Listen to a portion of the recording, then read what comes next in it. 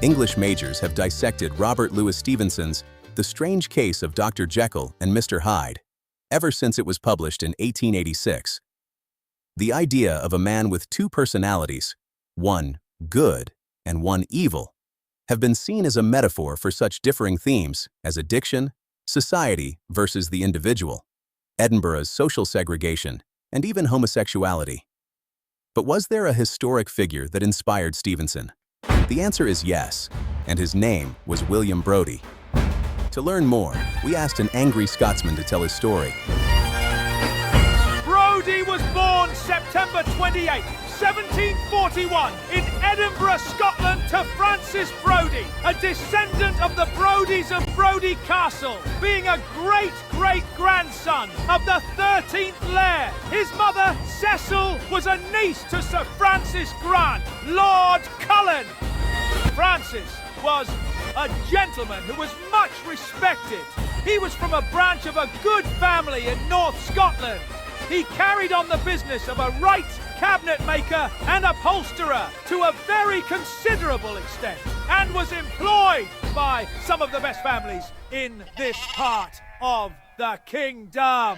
Francis had connections and talent, becoming the convener of trades in Edinburgh. William was one of 11 children, 4 of which survived Francis's death. With such family connections, he became the Deacon of Wrights and Masons, as well as a member of the town council. He socialized with the elites of the city. The Wrights controlled cabinet making and locksmithing in the city. If the rich needed work on locks in their houses, it was only natural to call on the one from one of the city's good families. Sounds like he had it made, right? His double life began in 1768. In the daytime, he was a proper gentleman, using his positions to enter the homes of the rich, where he would assist with carpentry and locksmithing, and would make impressions of the keys using wax or putty. At night, he would make keys from the impressions and use the keys to burglarize homes, financing a corrupt lifestyle. In his first known crime, he copied the keys to a bank door, stealing £800, worth over £175,000 today. He would continue for 18 years until he brought in 3 accomplices. John Brown, who was a thief on the run. George Smith, who was a fellow locksmith and grocer. And Andrew Ainsel, who was a locksmith. This would be his undoing.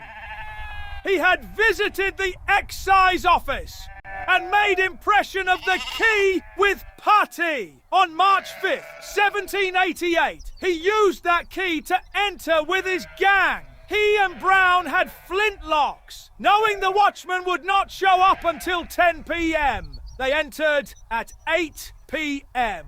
James Barnard, the solicitor of the excise, however, went to his office at 8:30 p.m. The men escaped with only £16. Brodie ran to one of his mistresses to create an alibi, while that worthless little Fearty Brown ran straight to the authorities and asked for a king's pardon. He confessed and revealed their hidden cache of duplicate keys, but only named the other 2, who were quickly arrested. Ainsler had turned king's evidence, and Brodie's name was finally mentioned. As the authorities attempted to find him, he went to London, where he hid in a house of a female friend. He then disguised himself as a sickly old man and boarded the ship the Endeavour. On board, he met a man who was bound for Edinburgh. Before Brodie disembarked in the Netherlands, he gave the man some letters and asked him to take them to another one of his mistresses in Edinburgh. The man was suspicious and took the letters to the authorities, who used them to track him down in Amsterdam, where he was making plans to sail to America. The public found out that this good man needed money to bankroll his out-of-control gambling habit, and that he had at least 5 children, my multiple mistresses.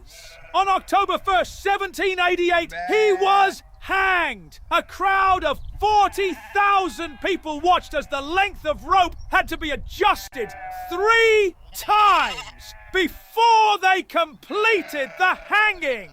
His 9-year-old daughter was also in the crowd. He was buried in an unmarked grave at St. Cuthbert's Chapel of Ease.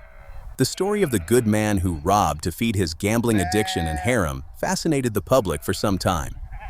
In Edinburgh, Deacon Brodie's Tavern, whose sign shows the daytime Brodie on one side and the nighttime Brodie on the other.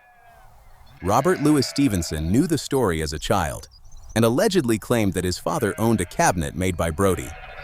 As a teenager, he wrote an outline for a play on Brodie, and he finished it in 1882 and published the play with the help of William Ernest Henley under the title of Deacon Brodie or the Double Life.